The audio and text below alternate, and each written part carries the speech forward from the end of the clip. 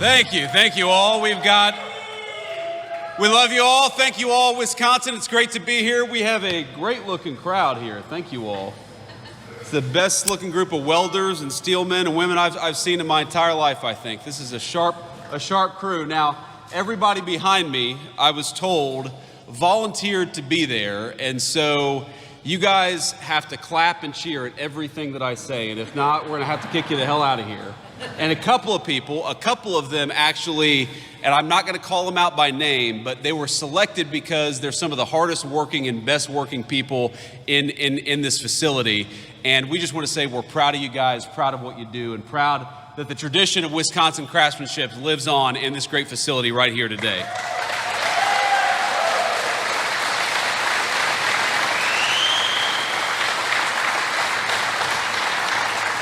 Now, before we get started here, and I want to talk about the big, beautiful bill, I want to give a few notes of appreciation and gratitude. So, first of all, I think this is probably the third or fourth time I've been to La Crosse, Wisconsin. I came here a lot during the campaign. It was always great to be here. And I joked that you all would get sick of me, but I would come back as Vice President of the United States, and I'm proud that I got to keep that promise, thanks to you.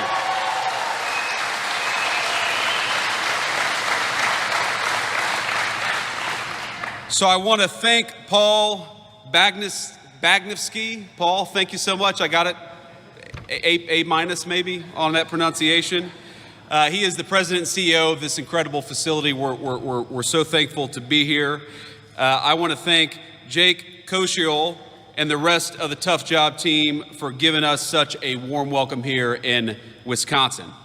I also want to thank, and you heard Doug Burgum, our great Secretary of the Interior. How good of a job is Doug Burgum doing as Secretary of the Interior? Doug, thank you.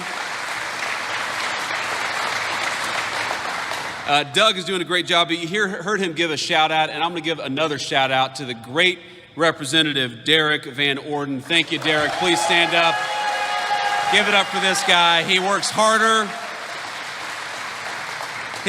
than anybody in Congress. He works so hard that he lost most of his hair, in fact, over his time in Congress. I'm sorry about that. I had to poke a little fun at my good friend Derek. But, you know, there are so many people who just show up in Washington. They go along to get along. They cast a vote or don't, but don't really do much else. Derek is fighting every single day for the people of this district. You should be proud of him, because I certainly am. Thank you, Derek.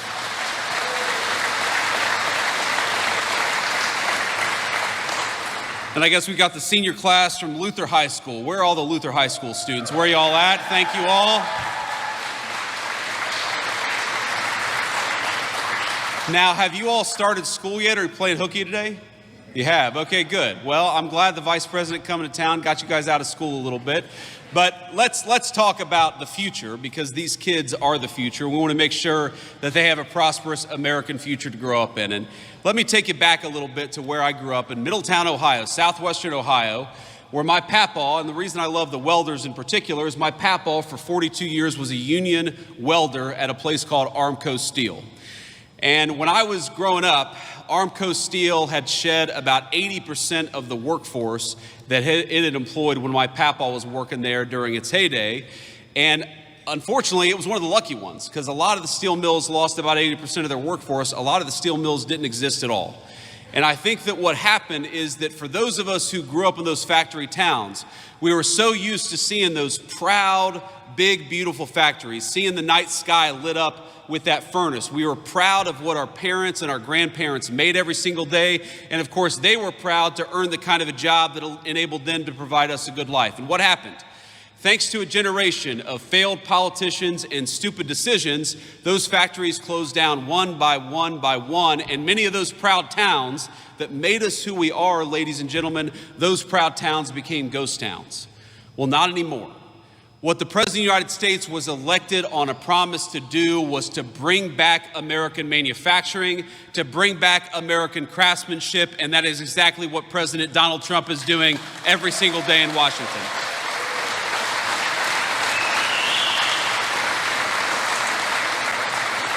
How nice is it to have a president who, instead of rewarding companies for shipping your jobs overseas, rewards companies for building factories right here in the United States of America?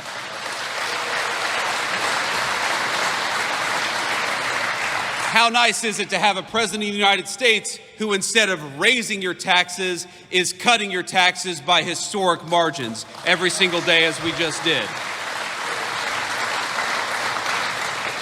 For years, American leaders would ask you to work overtime, would ask you to spend even more time away from your family, and every hour that you spent at the job, they would reach further and further into your pocket. How nice is it to have a president of the United States who cut taxes on overtime, because we believe that if you spend an extra hour at work, the government ought to keep its hands the hell out of your pocket. Is that right?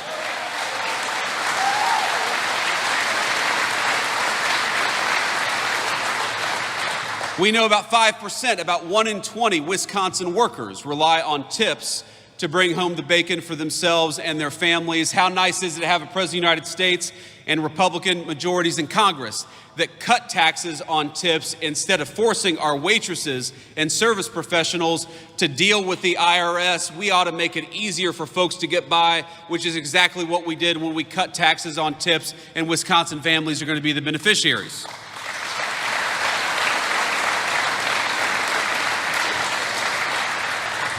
What the working families tax cuts did is very simple, ladies and gentlemen. It let you keep more money in your pocket.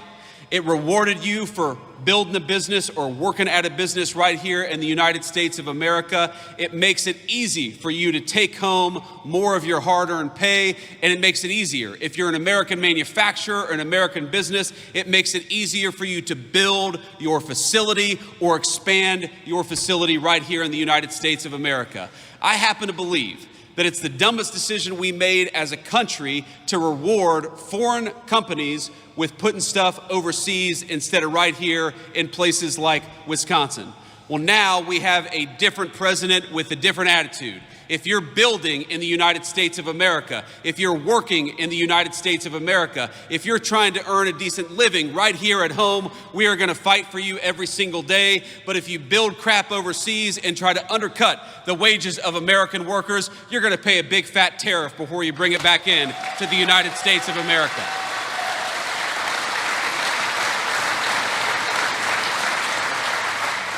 Now, I was talking with a Fox News host earlier, and I'm going to embarrass him a little bit. I'm going to make him stand up and be recognized. You guys know Will Kane. Will, a lot of us watch his show. He's doing a good job. You know, what I told Will earlier is that all these problems are interconnected. Why is it that we allowed these Mexican drug cartels to bring this poisonous fentanyl into our communities? Why is it that so many people lost hope and started taking that fentanyl? Why is it that we had a government that seemed to care more about illegal immigrants than they did about their own citizens? It's all connected, because when they shipped your job overseas in the last administration or in administrations that came before it, what they also did at the same time is they allowed those cartels to come in to our country and take advantage of our communities. So what the working class families tax cut does is, yes, it gives you more take-home pay. Yes, it cuts taxes on overtime. Yes, it cuts taxes on tips, but it also gives our incredible law enforcement over $100 billion to get those drug cartels the hell out of our country once and for all.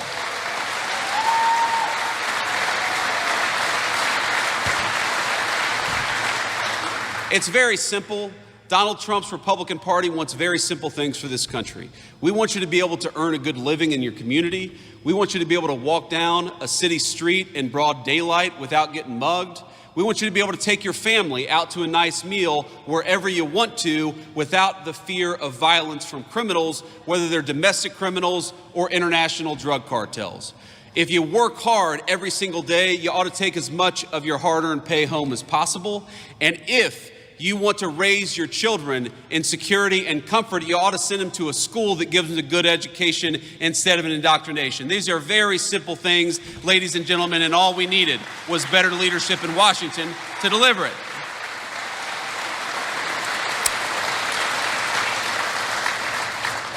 Now, Representative Van Orden will tell you this, but if you didn't know, that it turned out that we didn't get a single Democrat vote for cutting taxes on tips, cutting taxes on overtime, or increasing the child tax credit. Not a single Democrat in the House or the Senate could actually deign to vote for giving you more of your hard-earned money. And we got to ask ourselves why that is. Because as much as I am proud of what we've accomplished, it would honestly be a little bit easier, wouldn't it, Derek, if the Democrats actually worked with us instead of fighting us every single step of the way. And you're going to see this. We're a little early for campaign season, but in a couple months or maybe about a year, you're going to start seeing television advertisements.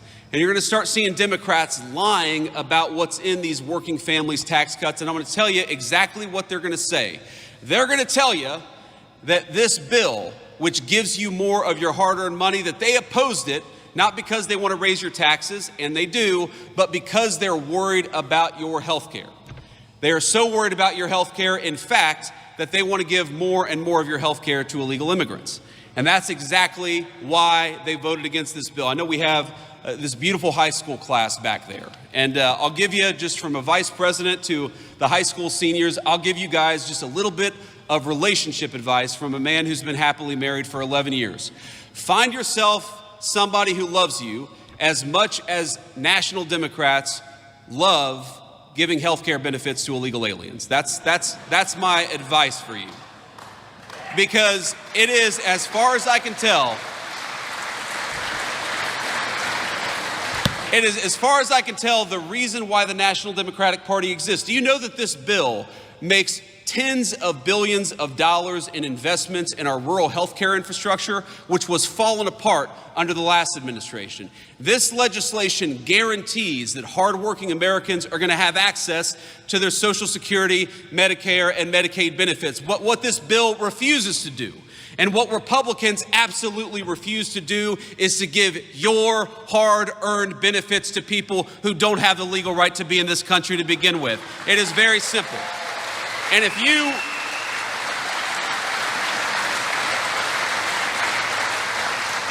you want to protect the people's benefits, if you want to protect rural health care, if you want to make sure that whether you live in a big city or a small town, you have the ability to go and see a doctor, and that is exactly what we want to do, then the first thing you ought to be doing is making sure that the people who get federal health care benefits actually have the right to be in this country in the first place. That is the first and most important step.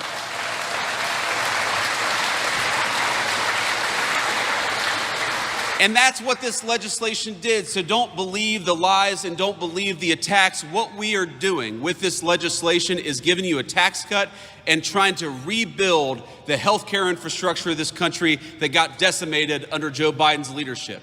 But what we are also doing, in order to preserve the benefits that you paid into for your entire lives, is making sure those benefits only go to our fellow American citizens and not to people who ought to go back to their home country because they're here in this country illegally. It's very simple.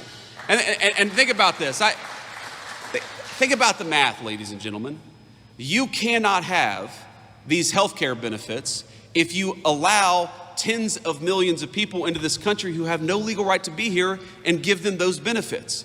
We were on the freight train to bankruptcy under Joe Biden's leadership because we had a Democratic Party that didn't care enough about this country to actually enforce our borders. And it's that simple. And so when I see the Democrats, I got to be honest with you, it makes me a little bit angry. When I see Democrats fighting against cutting your taxes and saying it's about health care, it's not about health care for you, it's about health care for illegal aliens. And we happen to believe in a different principle. You ought to keep more of your hard-earned money. That if you work overtime, you ought to be rewarded for it. And that when you pay into the federal system, you receive those benefits and not anybody who didn't pay into them to begin with. So,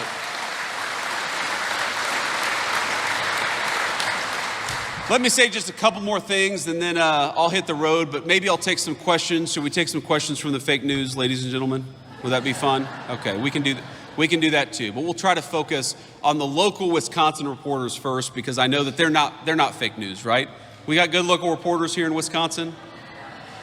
I don't know, mixed reviews based on the crowd here, but let me just say a couple more things. So this business, this manufacturing facility, I think represents the future of American craftsmanship. And I was talking to the CEO and to Jake earlier about this, but you know, there's this attitude that some people have that manufacturing, it's the jobs of the past, it's the industry of the past, that it's dirty, that it's not innovative. I challenge any journalist to walk around this facility for 10 minutes and not realize that this is one of the most innovative companies in America, and this is the future of American industry, the future of American innovation, and the future of American manufacturing.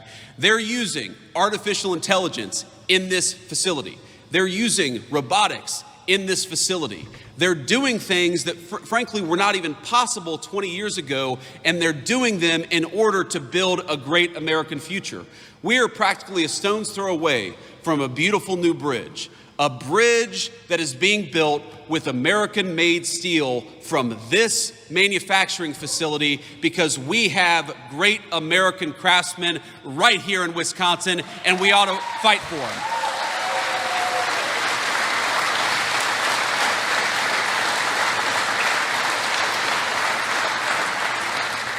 And I know the people out in the crowd, the people standing behind me, there are stories of proud work being done every single day. There are stories of a good wage being earned that allows these folks to support their families.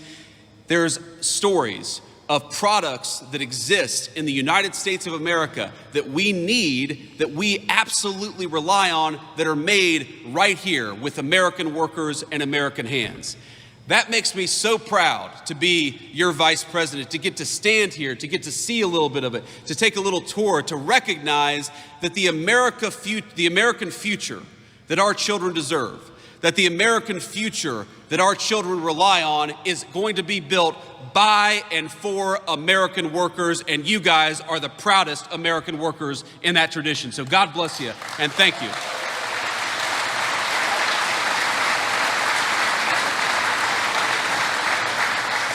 And these guys, they're proud of what they do. They're doing something amazing. They're doing something that can't be done almost anywhere else in the world. They're earning a good wage in the process. This is what makes America great.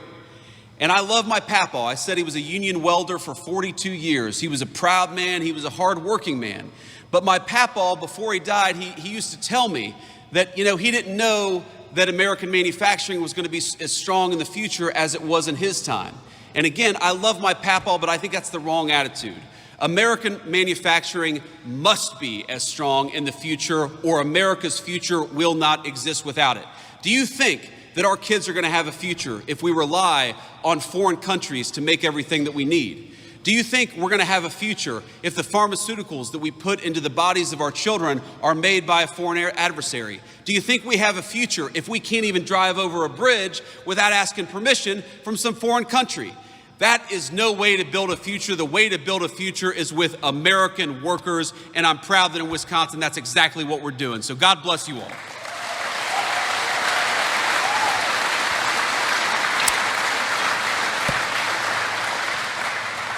And I want to say just one final thing, and I'm going to end this on a somber note. We've had some fun here, but I'm very mindful of the fact that we're just a couple of minutes away from the Minnesota border.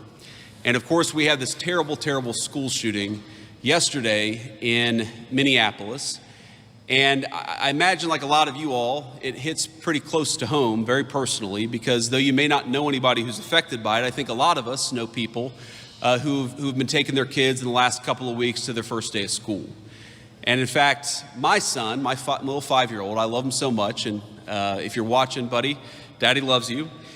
He started his first day of kindergarten just 2 days ago. And again, we're very proud of him and we love him very much. But I know that there are a lot of families who were in their first week of school just outside of Minneapolis.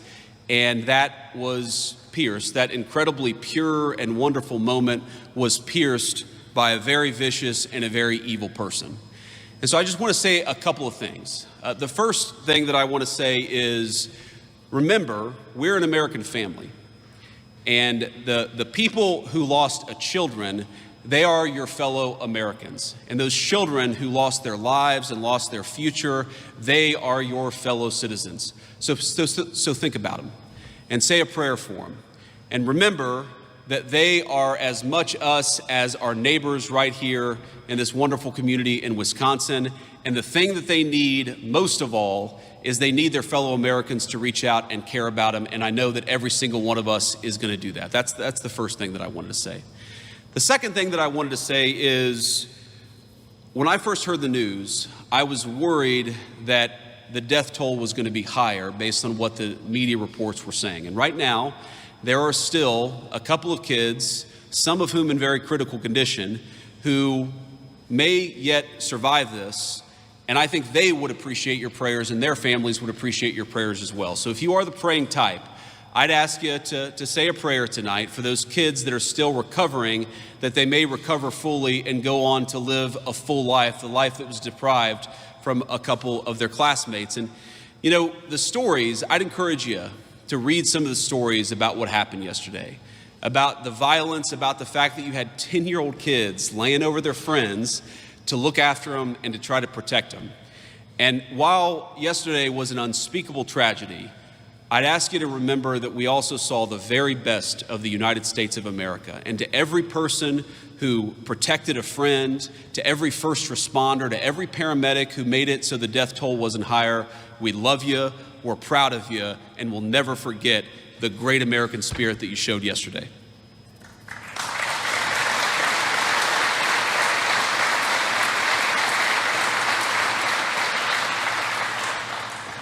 And on that note,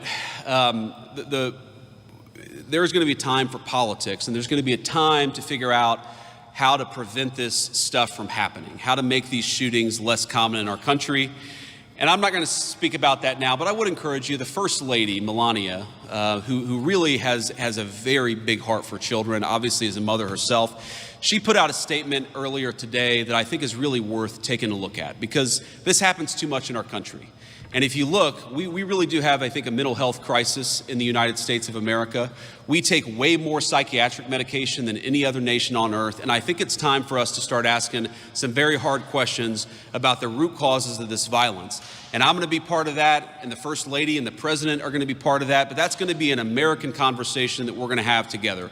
But before we have that conversation, if you are the praying type, I would ask you to join me in prayer. I'm just going to say a prayer for the two little kids who lost their lives yesterday. And this is a prayer we say a lot in my church, and I've always found it very meaningful. It's very short. But eternal rest grant unto them, O Lord, and let perpetual light shine upon them. May the souls of all the faithful departed, through the mercy of God, rest in peace. Amen. Thank you all. Now, with that, I will take some questions from the reporters. But again, thank you all for having me, and thank you all for indulging that moment. I think it's important for our fellow Americans to know that we're reaching our arms around them and we love them. And you guys gave me the opportunity to do that, and so I'm grateful for it. God bless you. Questions? Caden Perry, La Crosse Tribune, local reporter. I'm curious, a lot of investments in the steel industry in this nation, especially the signing of the Nippon and U.S. Steel merger in Pennsylvania, a lot of those investments seem to be going to the Rust Belt and major corporations there. Can you point to something in your policy that will help small businesses like this and others that are maybe outside of the conventional areas for the Rust Belt? Yeah, so first of all, by ensuring that facilities like this have access to great American-made steel, we make sure they're never going to get cut off. And I talked to the CEO about this earlier. We make sure that they're always going to have the supplies necessary to do the business that they need to do. And that's a very important thing, because as we learned during the COVID pandemic, when you rely on foreign countries to make your critical supply, sometimes those foreign countries don't work. You can't depend on them. We can depend on our fellow Americans, and that's why it's so important, big corporation and small, to bring this stuff back to the United States. But you ask, what is going to help this small business? Well, first of all, the workers here, when they work an overtime shift, are not going to have to pay taxes on those overtime hours. That's going to help the workers and consequently the business right here in this facility. But also, you heard Secretary Burgum talk about this earlier. When a plant like this makes a big investment, we want to make that pay in the tax code. We don't want to penalize them for investing in American workers and American production. And the working families tax cut, you know what it does? It completely accelerates depreciation, so that when they make a big investment, when they buy a big amount, when they buy a big new facility or they buy a big new piece of equipment, they can immediately benefit from that in the tax code. And it's such a reversal from what we've had in this country for 40, 50 years, where we would penalize companies in the tax code for building and making in the United States of America. Under President Trump's leadership, we're rewarding companies in the tax code for building and making right here at home. Next question. Good afternoon. Charles Benson with TMJ4 out of Milwaukee. As you know, the president this week signed an executive order around the National Guard. And so I'm curious if you can give us some more detail on that, wanting the National Guard members to be available for rapid mobilization and establish a quick reaction force. My question would be, would that quick reaction force be deployed to help with day-to-day police work, and would a governor, like the governor of Wisconsin, have the option to say no to any deployment nationwide? Well, let me say a few things about this. First of all, the principle at stake here is very simple. Americans ought to feel safe on American streets. How many of us...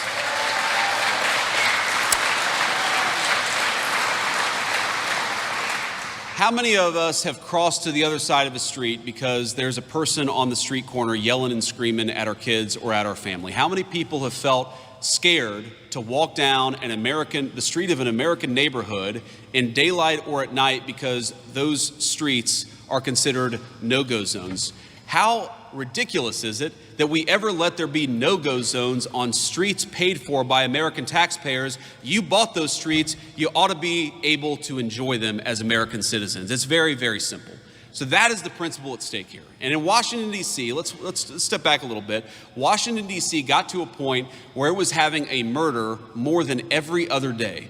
The national capital of the most powerful nation in the history of the world had a murder every other day, carjackings, armed robberies that rival literal third world countries. And the President of the United States said, this is America's city and enough is enough, and he deployed the National Guard to fix it.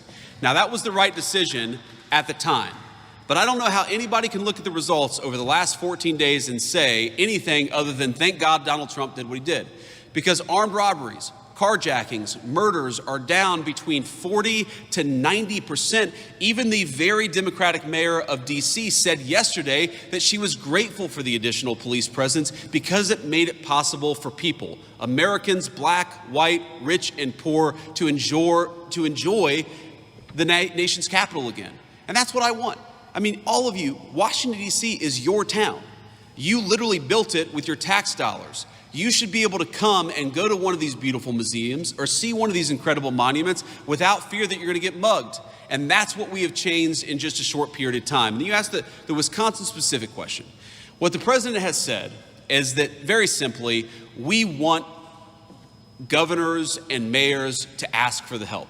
The President of the United States is not going out there forcing this on anybody, though we do think that we have the legal right to clean up America's streets if we want to. But what the president has said is very simply is, why don't you invite us in? Is Milwaukee a super safe city right now? It's had some crime problems. It's a beautiful city.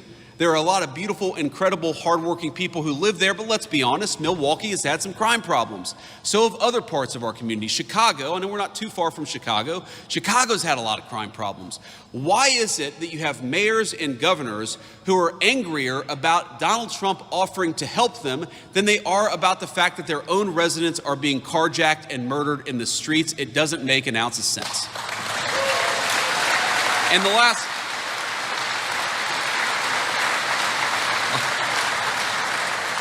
And the last point that I'll make about this, sir, is, I'm going to violate the advice I gave to the President of the United States yesterday, because we were having lunch yesterday and the President said, JD, I don't know how I did it. I have actually got the Democrats to come out in defense of crime.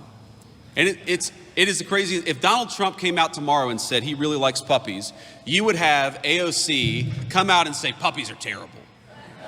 So you have Donald Trump, who has reduced murders, carjackings, and armed robberies in 14 days in Washington, D.C., and now you have national Democrats coming out and saying, oh, well, we love murders and carjackings and armed robberies.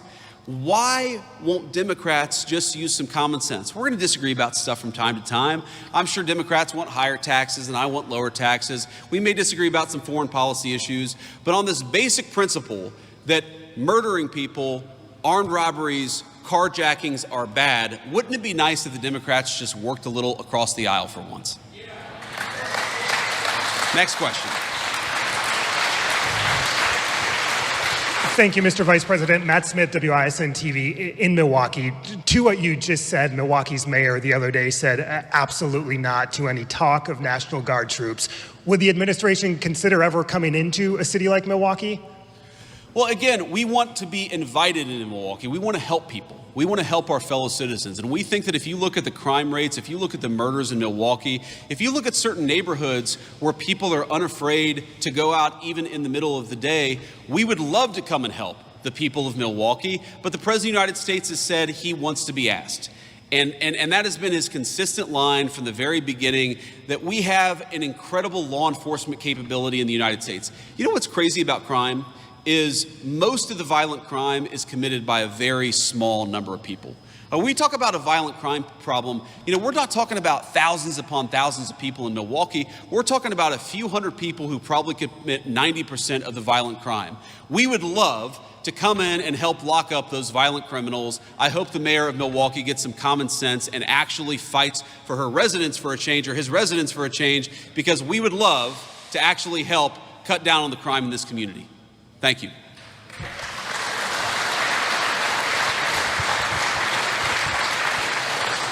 Good afternoon, Anthony DeBruzzi, Spectrum News, Wisconsin. Sticking with Milwaukee, but a little different. Yesterday, Governor Tony Evers requested a disaster declaration from President Trump after the historic flooding that we've seen in the Milwaukee area. So can Wisconsinites count on the administration for financial help through this? Yeah, so obviously, look, we want to help people, and we want to help our fellow citizens, and I know that Wisconsin has suffered some serious problems. I have not talked to the President of the United States. I'm not even sure that he's aware yet that the governor has issued that disaster declaration, but I will take that back to Washington, D.C. and make sure we respond to it promptly. Thank you, sir.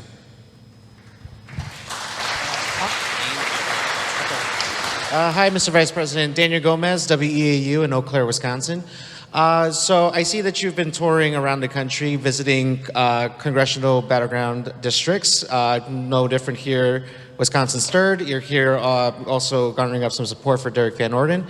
So my question here is, can we expect you again next year when we actually get to the midterm elections? And will you also address other issues in Wisconsin's third district, which include agriculture, childcare, healthcare, and all these other things that impact rural, hardworking, working class Wisconsinites here? Of course. Well, do you all want to have me back next year? Is that okay? All right. Look, so long as the people of the 3rd District will have me, yes, I will keep on coming back and keep on talking about the issues that matter. You asked about agriculture, I think rural health care, and also child care. Look, if you look at the working families tax cut, there's a lot there for agriculture. There's a lot. For example, if you buy a new tractor, you buy a new piece of farm equipment, wouldn't it be nice if you were rewarded in the tax code instead of penalized in the tax code? Well, now, thanks to the working families tax cut, you are going to be rewarded, which is why the farmers were really big and supportive and behind the legislation. We had such great support from our farming community in Wisconsin and all over the country for this legislation, I think in part because it does a lot for our farmers. You asked about health care. Look, rural health care in this country is in bad shape. It was left in bad shape by the previous administration, and this legislation, the Working Families Tax Cut, has got tens of billions of dollars to shore up our rural health care system. It is so unusual to hear Democrats say this is going to be bad for health care when we're spending billions of dollars to try to fix some of the rural health care problems in our country. And by the way, has anybody been awake for the last 4 years? Any of these national Democrats? How was the rural health care system doing under Joe Biden when you had hospitals and clinics closing at a record and alarming rate? We're trying to fix that. We want people to be able to access to health care, but we want American citizens to be able to access health care, and that's what makes us different from the National Democrat Party.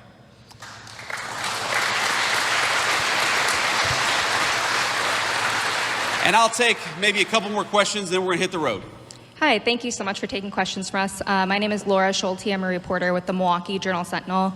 You've talked a little bit, about the disaster declaration, but I'm wondering, how long will Milwaukee have to wait for a disaster declaration from President Trump?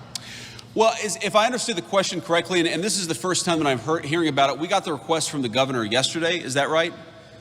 Okay, so I mean, it's very possible that request has not even made it to the president's desk. I mean, these things sometimes take more than 12 hours before they get to the president's desk. So what I can promise you is now that I'm aware of it, we're going to take a look at it. We're going to make sure that it gets the review that it requires. And look, we love Wisconsin.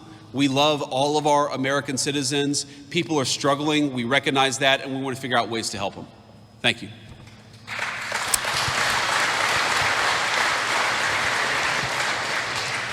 Mr. Vice President, Adam Roberts, News Radio WTMJ, also out of Milwaukee. A follow-up to that question as well. I know that you still have time to make this decision, but can you explain why President Trump or yourself did not tour the southeast Wisconsin area like was done in Texas after their historic flooding? Yeah, I can give you a very simple answer to that question is, if you remember the Texas flooding, the president did not show up until he felt like he could provide comfort and aid to some of the grieving families, but not actually be a huge distraction for law enforcement. I mean, look, it is a reality of the world that when the president or the vice president of the United States show up, there are a lot of Secret Service, there's a lot of local law enforcement. And I remember explicitly being in the Oval Office talking with the president about this. He said, I really want to go to Texas, and I really want to visit with these grieving families, but we can't do it until the local law enforcement says we can support this without affecting the recovery and other efforts. So we would love to visit, we would love to talk to people, but some of this depends on we talk with local law enforcement, and we don't just want to show up for a photo op. We want to show up and actually help, and that's what the President of the United States is focused on. Thank you, sir. And I'll do one more question before we hit the road. Jeff Murdoch, The Washington Times. So there are plenty of people, there are scores of people still in jail that have been pardoned under President Biden's auto pens. Do you think they should be released from prison? Well, I think that there's something weird about this auto pen, which is that you have a guy who even some of his own staff members said did not have the mental faculty to be president of the United States, okay? While at the same time, he allegedly signed a bunch of pardons, which we now know were signed by the auto pen. I think it raises a very difficult question about whether those pardons were actually legitimate in the first place. I mean, think about this. How can you sign a pardon? How can you engage in presidential conduct that's binding if your own staff members are saying, well, this guy wasn't exactly fit to be the president of the United States? So look, I'll let the courts figure this out. As the president of the United States has said, President Trump, we always follow the court orders and we always try to work with the courts. But I think the American people, far more than, whether this pardon is thrown out or that pardon is thrown out by the court, let's step back and ask ourselves, how is it that the American media and senior members of the Democratic Party conspired to hide us from the fact that the President of the United States wasn't fit to do the job? This is about more than politics. This is about more than policy disagreements. This is about if you get a phone call at 3 a.m. and there's a national security emergency, does the person who's answering the phone have the mental ability to do the job? And if the answer is no, then all of us, Democrat, Republican, and Independent, have been defrauded. And I think the Biden presidency is a big, fat example of the American media defrauding the American people.